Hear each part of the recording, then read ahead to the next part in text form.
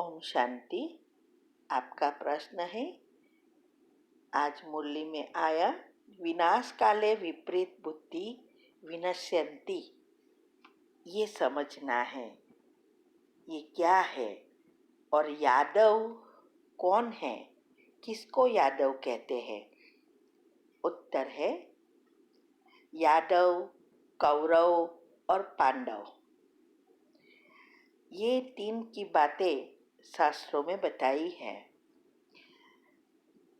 तो वास्तव में यादव का अर्थ है यूरोपवासी, अर्थात भारतवासी के अलावा जो भी आत्माएं हैं वो उसको सब यूरोपवासी ही कहा जाता है।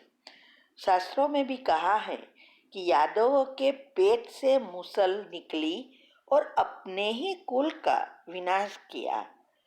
तो जो आत्माएं इस कलयुग में आती है और ये नई नई इन्वेंशन निकालती है, विनाश के साधन अपनी बुद्धि रूपी पेट से मिसाइल्स वगैरह जो भी बनाते हैं, उसकी जो शोध करते हैं, उनको कहा जाता है यादव। ये तीनों अभी यहाँ ही है। तो पांडव, कौरव और यादव, इसके बारे में हमने डिटेल में एक टॉपिक रखा है यूट्यूब पर। वो आप अगर समझना है तो सुन सकते हैं।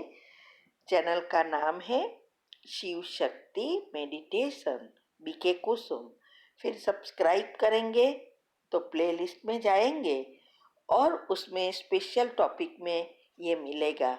वैसे भी सारे राज सभी टॉपिक में रखे हैं। साइंटिफिक रीति से शास्त्रों, कुंडलिनी चक्र, ज्ञान, ये सब बातों को मंथन करके हमने हेल्थ एंड माइंड वगैरह सारे टॉपिक, सेमिनार, पब्लिक प्रोग्राम करके रखे हैं। अगर आपको आगे बढ़ना है, समझना है तो सब सुनना शुरू करो, साथ साथ सब्सक्राइब करो, लाइक, शेयर एंड कमेंट करो। और इससे आपका पुण्य भी बढ़ेगा, क्योंकि ये पैसा सेवा में यूज होगा।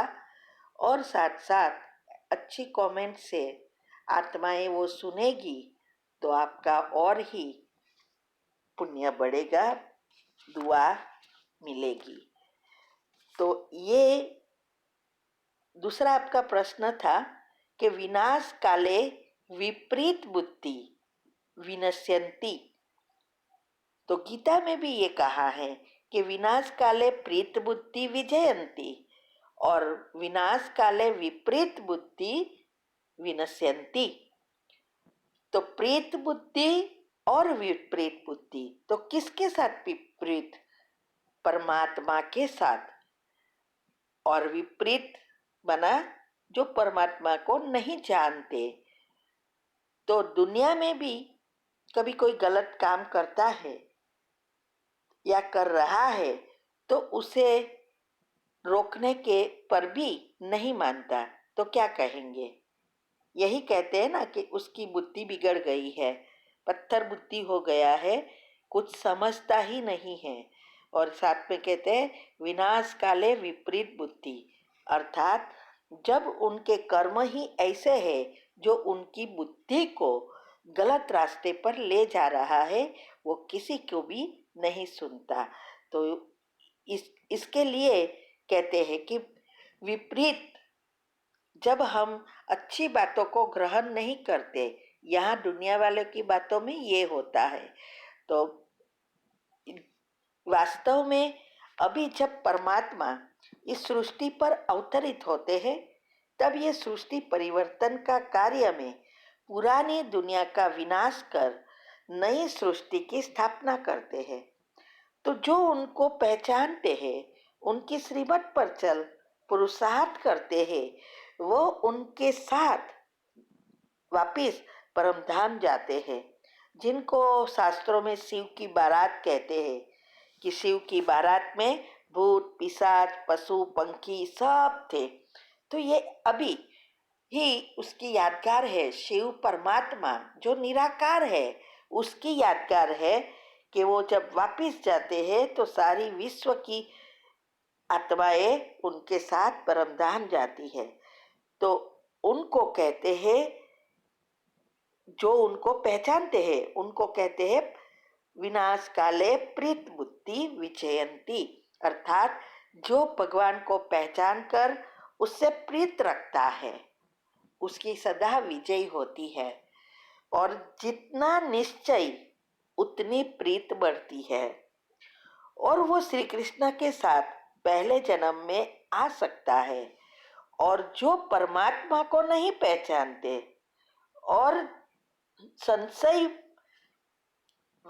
लाते हैं उनको कहते हैं विनाश काले विपरीत बुद्धि विनश्यंती। तो कौरव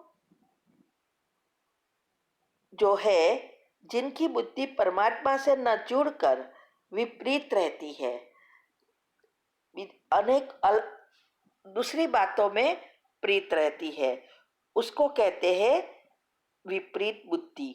तो अगर निश्चय बढ़ाकर विजयी बनना है तो ज्ञान के राज को समझो, इसके लिए पुरुषार्थ करना है, अवस्था बनानी है।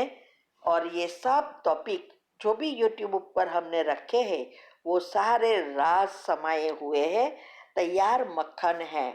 तो जल्दी जल्दी आप उस स्टेज पर पहुंच सकेंगे। ओम शांति। ओम शांति। आपका प्रश्न है, क्या प्रकृति का आनंद लेना भी देह अभिमान में आना है? जब मैं प्रकृति के साथ वक्त बिताती हूँ तो मन खुश रहता है, और खुश मन है तो योग करना भी सहज हो जाता है। इसी तरह अगर हमें फैमिली के साथ बैठना अच्छा लगता है तो यह भी देह अभिमान है? उत्तर है, देखो, प्रकृति के साथ आनंद लेना, उसको उसका उपयोग कर योग लगाना, ये कोई बुरी बात नहीं है, ना तो देह अभिमान है। लेकिन जिस चीज के बिना हमें न चले, जैसे आप योग तभी लगा सकते हैं जब प्रकृति का आनंद मिला, तो अगर प्रकृति का आनंद नहीं मिला तो योग नहीं लगेगा। ये नहीं होना चाहिए, उसके ऊपर हमें डिपेंड नहीं होना है। इसीलिए मिला तो भी क्या, ना मिला तो भी क्या, जिस चीज के लिए आप अटैच्ड हो जाते हो उसके बिना नहीं चलता, वो देह अभिमान है। मिले तो यूज करना है, नहीं मिले तो कुछ उसके बिना हमारा काम स्टॉप नहीं होना चाहिए। बाकी रही बात फैमिली की, तो फैमिली के साथ रहते हैं तो फैमिली के साथ बैठना, खाना पीना सब करना पड़ता है ना, हम भी गृहस्थ में ही हैं। लेकिन सब कुछ करना है, लेकिन उसकी, जैसे मैंने कहा, अटैचमेंट नहीं होना चाहिए। वो बैठे तो हमें बहुत अच्छा लगता, बाकी घड़ी घड़ी उसके साथ बैठने का खिंचाव होता है, और पुरुषार्थ में हमें मन नहीं लगता। वो उसके साथ टीवी देखते हैं तो टीवी देखने का मन होता है, तो वो देह अभिमान है। बाकी बैठना तो पड़ता, बैठते भी हम अपने स्वमान में रहते हैं, कुछ लिखना कुछ पढ़ना करते हैं, क्योंकि परिवार के साथ है तो बैठना तो पड़ेगा ना, हम भी बैठते हैं। लेकिन ऐसा नहीं कि बातों के लिए ही बैठना है। हम अपना काम करते हैं, बैठे हैं, बीच बीच में कुछ बोलना भी पड़े ऐसा कुछ है नहीं। लेकिन अभी देह अभिमान तब कहा जाता है जब कोई चीज की हमें आदत पड़ जाती, अटैच हो जाते। बाकी युक्ति युक्त योग युक्त सब कुछ करना है। ओम शांति।